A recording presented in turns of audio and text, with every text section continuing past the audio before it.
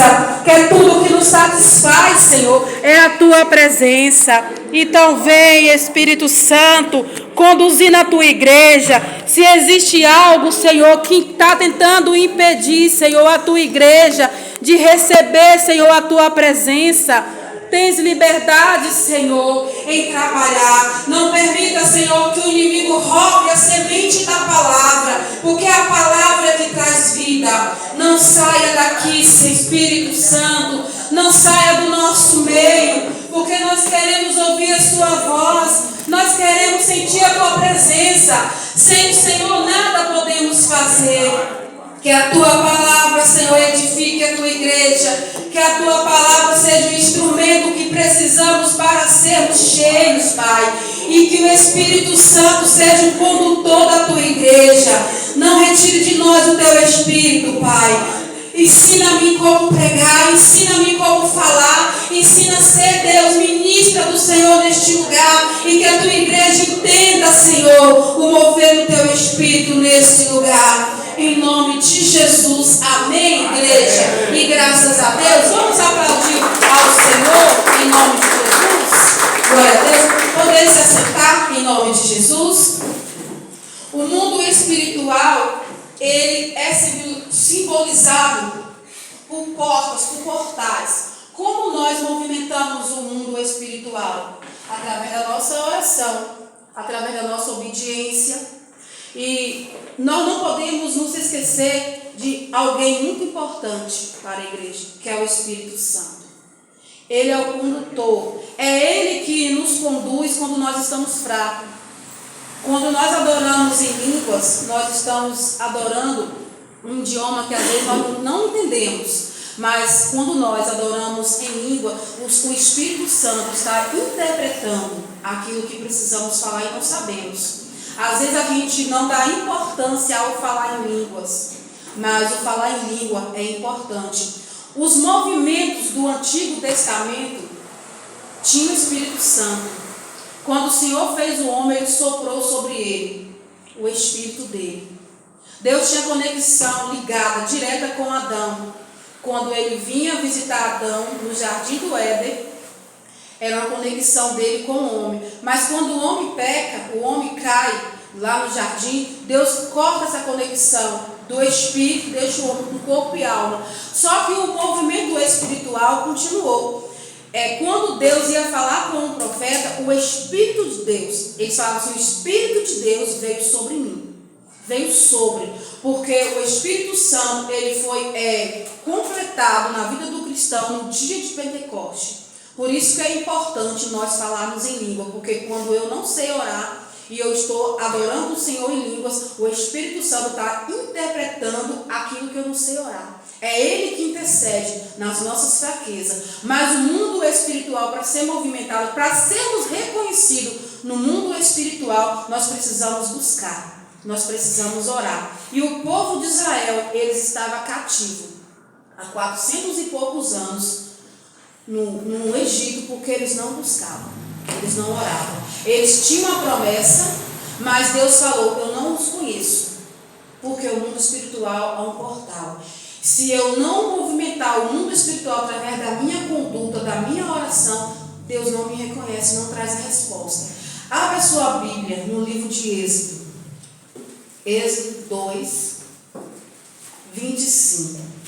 Depois nós vamos para outros lugares, mas eu quero ir nesse lugar. Eu tenho alguns meses, desde a última vez que eu trouxe a mensagem para a igreja, que Deus já tinha me incomodado em estar tendo o meu momento com Ele, de oração.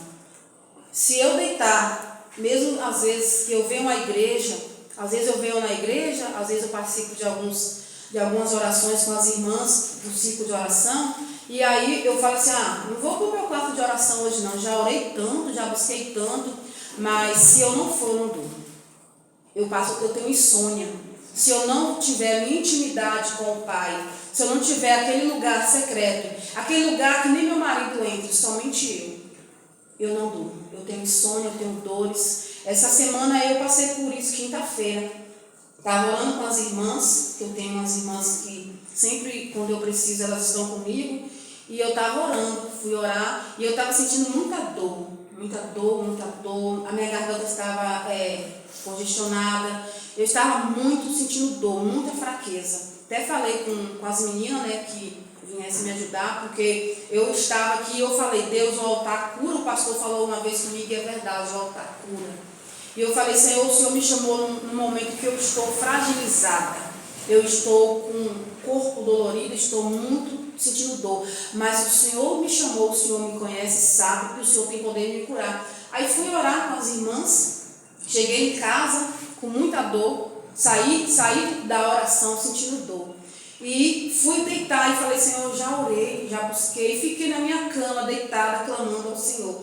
Aí começou a sair do meu corpo louvores. Eu comecei a cantar na cama, meu marido estava já dormindo, mas ele nem ficou nervoso, não ficou zangado, porque às vezes incomodo ele. Quando eu começo a cantar, está com som, trabalho o dia todo, é o provedor, é aquele homem que traz o alimento para casa, que por causa dele eu tenho esse tempo com Deus. Se não fosse ele, eu teria que trabalhar. Então assim, Deus usa ele para me sustentar, para ser o meu supridor, né?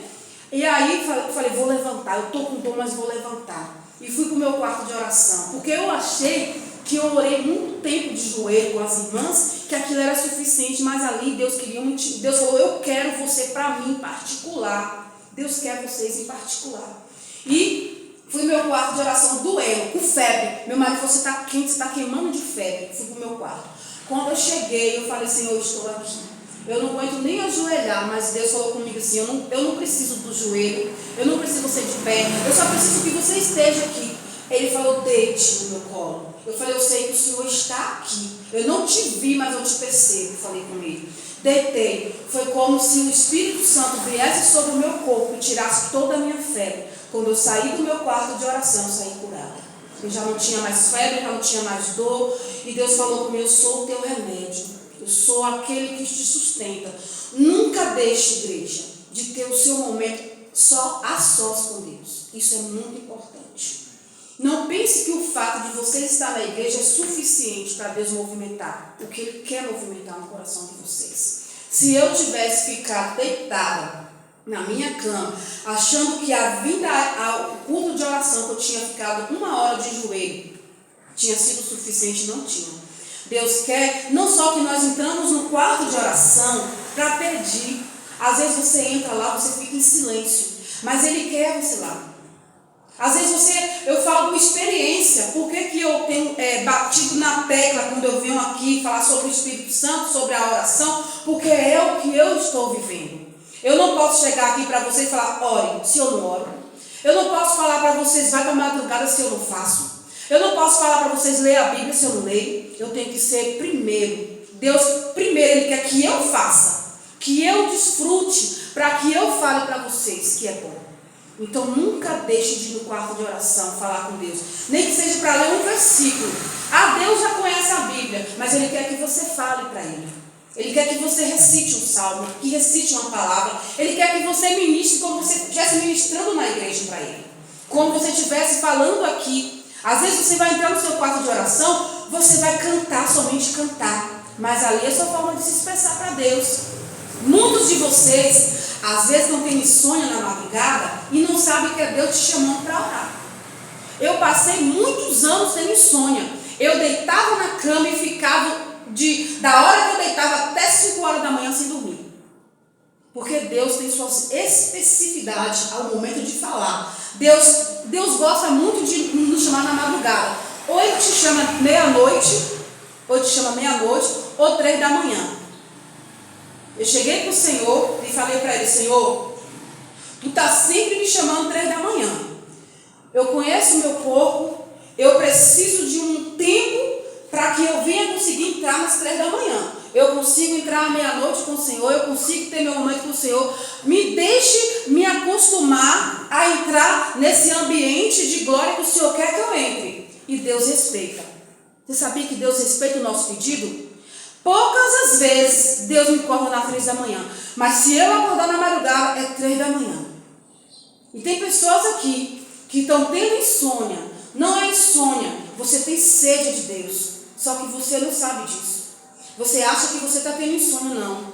Você só vai ser saciado quando você brigar com o teu corpo e tua alma, porque eles são carnais, mas o teu espírito está dizendo: levante, porque eu quero falar com você. Não é fácil. Eu briguei mais de anos com o meu corpo para conseguir levantar, mas enquanto eu não me posicionei, eu não parei de ter insônia. Hoje eu durmo, hoje eu tenho paz. Eu deito na cama e durmo. Eu não vejo mais nada. Eu não tinha sono. E aqui, por que eu estou falando isso com vocês? Deus não reconhece o teu povo que não ora. Deus não te reconhece se você não tem esse lugar secreto com Ele. E vamos ver em Israel o que está acontecendo aqui com esse povo. Êxodo 2:25. Deixa eu abrir o meu aqui. Êxodo, o segundo livro, 2:25. 2:25. Olha como Deus trata o seu povo nessa trajetória aqui de escravidão. Tinha uma promessa. Vamos no 23. E aconteceu depois de muitos desses dias, morrendo o rei do Egito, que os filhos de Israel suspiraram por causa da servidão.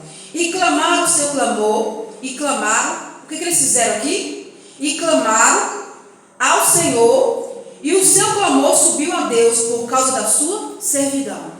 O povo estava sendo escravo mais de 400 anos. Era muito tempo. Por que eu falei o meu testemunho para vocês? Anos e anos tendo insônia. Anos e anos vendo o dia amanhecer sem dormir. Era triste ver meu marido dormindo ferrado. Eu vi o povo indo e voltando e eu não dormia. Porque eu não clamava. Eu tinha sede, mas não era saciada, porque eu precisava entender que Deus queria um particular comigo. E quando eu comecei a entrar no meu quarto de oração, Deus começou a me dar sonhos de revelações profundas. Deus fala através da palavra, Deus fala através dos sonhos, porque Ele disse isso em Joel. Ele disse que Ele derramaria o Espírito dele sobre todo o povo, os velhos, as crianças, os jovens. Eles teriam dons, eles iam profetizar e teriam sonhos. A Bíblia foi anulada? Nós só podemos observar algumas coisas e outras vamos jogar para lá? Não, igreja. O Espírito Santo é o mesmo. O que mudou foi a forma da igreja pensar. O Espírito de Deus está se movimentando, mas o povo estava escravo. O povo não clamava, mas quando a escravidão foi dura sobre eles, eles clamavam. E primeira coisa, quando eles abriram, o Senhor atendeu a eles. E olha aqui para vocês entenderem aqui, o que o Senhor vai falar. No 24 agora. E ouviu Deus. O que o povo fez quando estava sendo escravo, lá na servidão? No 24. E ouviu Deus o seu gemido. Lembrou-se. Olha o que aconteceu. Quando o povo clamou, Deus fez o quê? Lembrou do povo. O povo estava o quê? Esquecido por Deus. Não porque Deus queria, mas porque, como eu falei, o mundo espiritual é movimentado pela nossa oração. O mundo espiritual é um portal. Jesus é a porta. Se você abrir, ele vai entrar. Mas se você não abrir, ele não entra. E se a porta ficar fechada, o que acontece? O que aconteceu com eles enquanto eles não clamavam? Eles estavam sendo o quê? Escravos. Eles tinham a promessa? Tinha. Todos vocês que estão aqui na igreja, vocês têm a promessa. Mas, se vocês não buscar, vocês não vão receber. E tem pessoas que estão com a promessa aqui nas mãos, mas ela precisa do secreto. Para que Deus venha revelar o profundo. Porque tem pessoas que Deus quer revelar o profundo. Deus não quer, como Ezequiel. Ezequiel, ele viu um rio. Esse rio, ele era grande, espaçoso, mas Ezequiel estava lá. Aí veio aquele homem e falou: Ezequiel, caminhe. Quando ele deu o primeiro passo dele, aquelas águas ficou aqui, no tornozelo dele. Depois ele falou: vem, Ezequiel. Ele foi para os joelhos dele. Aquilo ali era a profundidade que Deus estava mostrando para aquele homem. Que quanto mais ele se dasse para Deus, mais ele ia caminhar. Porque nós nunca vamos estar saciados o suficiente. Por que Deus não sacia nós totalmente? Porque nós paramos. Se eu me sentir saciado, se eu não tiver sede, fome, eu vou parar. Por que eu tenho que entrar? Porque eu sinto necessidade, fome de Deus, de estar na presença dele. O Espírito Santo faz isso com nós. Temos essa sede de não ser saciado. Porque se o irmão ou a irmã que está nele tem a sua sede saciada, ele não vai beber da água. Por isso que nós temos que beber água. Porque nós temos uma sede. E essa sede tem que ser espiritual. Eu tenho que ter sede de ler a palavra. Eu tenho que ter sede de cantar louvor. Eu tenho que ter sede de vir à igreja. Eu tenho que ter sede de entrar no meu quarto de oração. Porque senão eu não serei reconhecida por Deus. E aqui você vai ver o seguinte. No 24 de novo. E ouviu Deus o seu gemido. E lembrou-se Deus do seu conserto com Abraão. Aí Deus vai fazer bem assim. Abraão e com Isaac e Jacó. Aqui era a descendência de Israel. Mas hoje, igreja, você é a descendência da sua geração. Quando eu, Patrícia, entro no meu quarto de oração, Deus está lembrando não só de mim, mas da minha descendência, dos meus filhos. Ele diz: Patrícia, estou lembrando de você, do seu esposo e dos seus filhos, netos, bisnetos, tataranetos, e assim as minhas gerações futuras. Por que muitos de nós estamos aqui hoje? Porque alguém da nossa família, que às vezes nós nem sabíamos, era um cristão. E por causa deles, da promessa que Deus deu para eles, nós estamos aqui hoje. Então, quando você ora, Deus não só se lembra de você. Quando Deus lembrou do povo, a primeira coisa ele lembrou de quem? Do pai Abraão. Quem era o pai de Israel? Abraão. Quem Deus deu a promessa primeiro? Para Abraão. Abraão morreu. A promessa morreu com Abraão? Não. Se eu morrer hoje, a promessa não morre para meus filhos. Não vai morrer. Por quê? Porque Deus prometeu para mim. Para mim primeiro. Primeiro eu tenho que cuidar do meu corpo espiritual. Por que quando Paulo e Silas estavam orando, à meia-noite, que as cadeias se rompeu, aqueles carcereiros ficou com medo e disse: eu vou me matar. Porque eles sabiam que aqueles presos tinham fugido na cabeça deles e que eles iriam se matar, porque de qualquer jeito eles iam ser mortos, porque aqueles presos foram embora. Mas Paulo grita: não, nós estamos aqui. E naquela hora o que aconteceu? Aqueles homens creu na palavra, creu naqueles homens que eram homens de Deus, porque eles estavam o quê? Na madrugada, fazendo o quê? Cantando louvor. Olha a importância de dar madrugada. E na madrugada houve o quê? Houve só salvação para Paulo e Silas? Não. Uma família foram salvas. E foram salvos e batizados. E o que ele diz? Crê no Senhor Jesus e será salvo tu. Primeiro quem creu? O carcereiro. Mas o carcereiro, quando ele creu, a casa dele serviram ao Senhor. Quando vocês creem, a sua casa também vai crer. Ah, irmão, como assim? Primeiro eu tenho que crer. Primeiro eu tenho que estar salvo, para depois toda a minha casa, porque não adianta você querer salvar a sua família se você mesmo não tem sua salvação garantida. Então aquele carcereiro, quando Paulo e Silas cantaram louvores, que as cadeias se quebrou, foram cadeias espirituais, não só as cadeias daquele local, mas as espirituais, porque aqueles carcereiros eram presos, mas teve um clamor. A importância do clamor. Porque se eles não clamassem, não teria salvação. E aqui vocês vão ver. Deixa eu trocar meu microfone aqui, que está ruim. Ed, troca aqui a pilha para mim, por favor. Glória a Deus. Glória a Deus. Vamos, troca aqui a pilha para mim e me devolve ele, por favor. E aqui está dizendo o quê? No 25. E atentou Deus para os seus filhos de Israel e os conheceu Deus. Então, será que Deus não nos conhece? Será que Deus, ele não está nos conhecendo no mundo espiritual? Coloca essa pilha também para carregar. Deus só conheceu o povo de Israel, o povo escravo, sendo humilhado, era da promessa de Abraão, de Isaac e de Jacó. Tinha 3 descendências, porque ele já estava na 400 e poucos anos. Esses descendentes aqui já não estavam lá no meio deles, mas Deus conheceu eles quando eles clamou. Clamou significa ação. Quando eles abriram a boca e dizer, Senhor, nos ajuda, porque nós estamos em aperto, Deus usa um libertador. Moisés estava pronto para libertar Israel? Não. Primeira coisa que ele teve, desde o princípio, às vezes você fala assim, eu lembro que quando eu vim pregar aqui uma certa vez, de manhã, Deus me deu uma mensagem, os verdadeiros adoradores. Naquele dia que eu estava pregando aqui para a igreja, Deus me mostrou um cenário quando eu era criança. Por que eu vou dizer isso para vocês? Por que Moisés foi perseguido quando criança? Foi por um acaso? Não. Eu lembro que quando eu era criança, eu deveria ter uns 9 meses, mais ou menos isso, eu fui queimada. Eu fui queimada, pode ligar. Eu fui queimada com água quente de macarrão.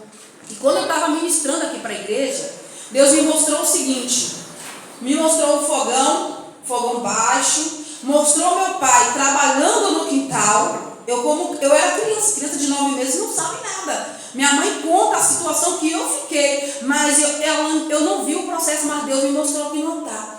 Eu estava com minha mãe estava bem magrinha, minha mãe era bem magrinha, mais magra do que eu. Minha mãe, meu pai chamou ela, vem aqui, pegar uma ferramenta, que estava no quintal, abaixado. Eu vi tudo isso na visão aqui, pregando para vocês, a pregação dos verdadeiros adoradores. E naquele momento que ela vai, eu chego, fico em frente ao fogão, eu estava em frente ao fogão. Aí Deus falou bem assim no altar comigo, quando eu estava pregando para a igreja.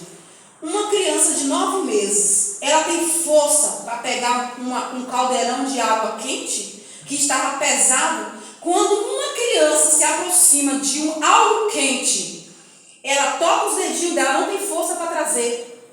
Entendeu? Uma criança, a mão é pequena. Deus me mostrou isso. Ele falou, Patrícia, naquele momento, eu permiti que Satanás jogasse aquela água sobre você, para mostrar para ele que a promessa com você não ia morrer ali, que eu estava cuidando de você. E eu permiti isso para que hoje você soubesse que eu te guardei. Aí você disse, Deus é rancoroso? Não. Por que Deus permite isso? Para que nós tenhamos bagagem, para entender que o mundo espiritual existe e ele é movimentado da forma que Deus quer. E Moisés estava sendo o quê? 3 meses de idade, Moisés é jogado no rio, que a mãe tem que colocar ele para ir, porque as crianças estavam sendo perseguidas, e Moisés era muito formoso, muito bonito, chamava a atenção, sua mãe com medo mandou ele descer no Nilo, e ele foi. E naquele momento que eu fui queimada, eu não fui morta, Deus me permitiu ver tudo isso, para ele ver que a promessa que tem em mim é muito grande, como tem em vocês. Eu fui queimada. Eu fiquei na carne viva, naquele momento, eu não tinha esperança para mim. Mas Deus falou, eu estou reconstruindo a tua história. Estou reconstruindo você. Pode te arrancar teu corpo, pode te jogar macarrão quente na tua cabeça, mas eu sou o seu Deus, só morre quando Deus permite. Porque, igreja, foi gravíssima a forma que eu fiquei. Eu fiquei nas folhas da bananeira. Eu só tinha o olho de fora. E não fiquei com uma sequela de queimadura. Os médicos nem me aceitou na época. Minha mãe cuidou de mim, arrancando o meu couro na pince. E a mãe de Moisés teve que mandar ele. Ele estava pronto? Não. Para liderar um povo? Não. Às vezes nós falamos assim para Deus, eu não quero. Eu não estou pronto. Mas há de nós dizer isso para ele. Ele retira de nós o espírito dele e coloca em outro que está capacitado que queira. Então nunca diga para Deus que você não quer. Nunca diga para Deus que ele é insuficiente, que o espírito dele não é capaz de te ajudar. Quando Moisés se sentiu pesado, Deus pegou dele, os 70 espíritos que tinham nele e enviou para outros. Moisés era capaz? É. A sua família, você é capaz de conduzi-las. Não pense vocês que vocês é insuficiente, mas o mundo espiritual só se movimenta quando eu clamo. Enquanto o povo não clamava, não havia um libertador. E o que acontece? Moisés é tirado do Egito. Moisés é tirado do Egito. E vai levar Moisés para o deserto. Porque Moisés ia liderar uma grande nação. E Moisés teria que ficar preparado. O que Moisés vê? A sarça se queimando. O que Deus chamou Moisés para uma intimidade. E Moisés teve tanta intimidade com Deus. E Moisés sempre, quando tinha essa intimidade com Deus, ele estava onde? No meio do povo? Não. Por que Deus hoje quer que nós tenhamos um lugar secreto? Não é esse lugar secreto, não é só a igreja. Aqui você é preparado para esse lugar secreto. Aqui é o lugar onde você recebe o que você precisa. Mas se na tua casa tu não tem esse lugar secreto, você vai ficar com essa sede insaciada. Você não será saciado, porque Deus quer que você se refugie nesse lugar secreto. Abra sua Bíblia lá. Vamos sair agora do livro de Moisés. Abra sua Bíblia lá. Vamos agora para Mateus 7,13. Mateus 7,13. O mundo espiritual é um portal.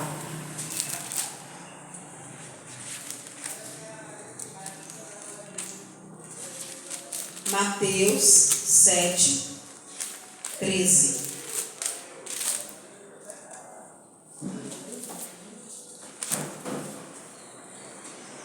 Os dois caminhos. Igreja, não pense nós que no mundo espiritual não tem caminhos, que tem. Esses dois caminhos aqui que nós vamos estudar aqui na palavra do Senhor é o céu e o inferno. Jesus foi bem claro quando ele disse desses dois caminhos. Às vezes nós ficamos na igreja paralela. Um dia eu sou de Deus, amanhã eu não sou. Essa semana foi uma cliente lá no meu salão e Deus me deu uma palavra para ela. Eu falei para ela assim: o fardo de Jesus é leve. Se eu estou carregando algum fardo que está me trazendo dor, sofrimento, que está me pesando, está me tirando do céu, não é de Deus.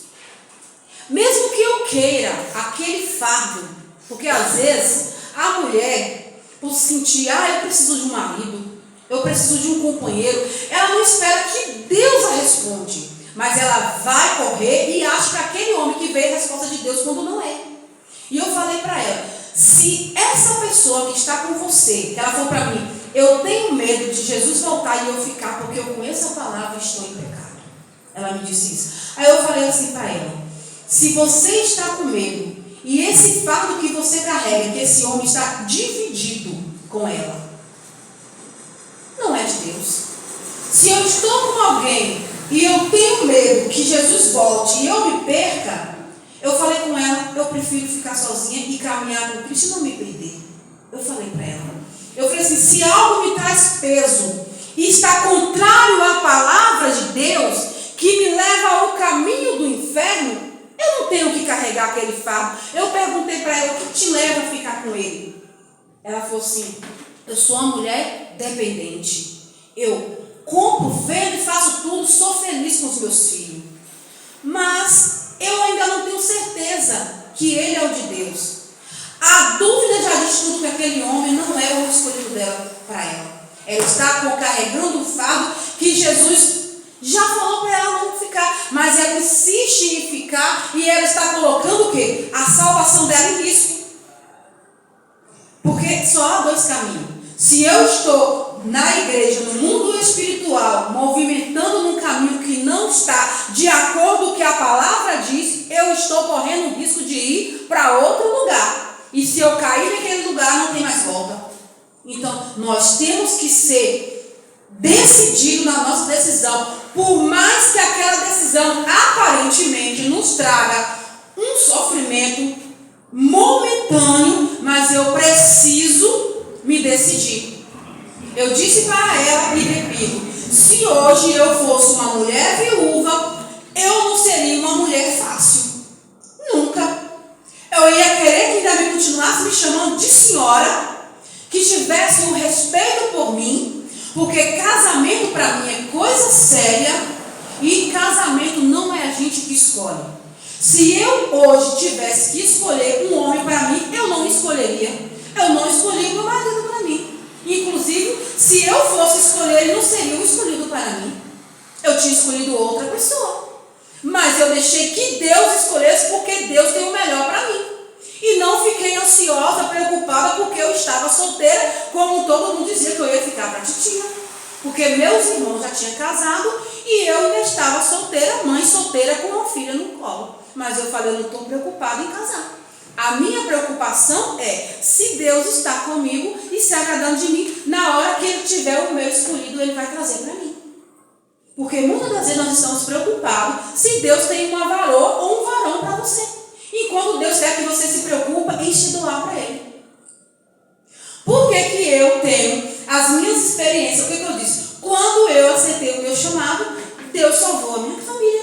Enquanto eu estava no banco sentado dizendo que eu não queria pregar, que eu tinha medo, que eu não queria servi-lo, Deus não salvou a minha família. Já pararam para pensar que a Bíblia é um manual de resposta? Ana queria o quê? Um filho. Ana ficava irritada, preste bem atenção, Penina não era amante, ela era esposa do marido de Ana. Por quê? Porque naquela época Deus queria que Israel fosse uma grande descendência, tivesse muitos filhos, e Deus permitiu naquela época que eles tivessem, se a esposa fosse estéril, tivesse o segundo marido. Não é permitido no Brasil isso. Se no Brasil você tiver uma mulher ou duas, você está em adultério, prostituição. E Eucana casa com essa mulher